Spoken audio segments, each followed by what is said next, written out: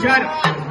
हा भाऊ आई, हा कडधान्य, पालेभाज्या, फळे इत्यादी यांचा समावेश शाकाहारी अन्नामध्ये होतो. बर. आणि अजूनही हा शाकाहारी अन्नामध्ये फायबरचं प्रमाण जास्त असल्या कारणामुळे हो आपली पाचन क्रिया चांगली असते. बर. असं आहे ते हो महाराज.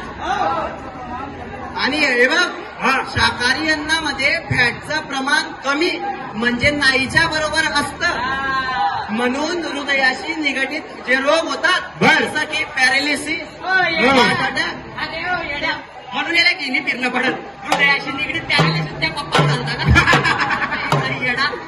हो येड्या, अरे हृदयाशी निगडीत रोग हा हार्ट अटॅक आहे, ब्लॉकेज आहे. हा म्हणून म्हणलं हे असा प्राणी आपल्याला वागवायचा नाही.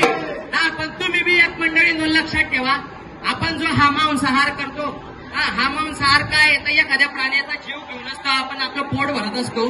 त्याच्यामुळे आमची तुम्हाला एकदम शुद्ध आणि नम्र विनंती आहे की मांसाहार आजपासून टाळूया आणि आपण शाकाहाराचा अवलंब करूया.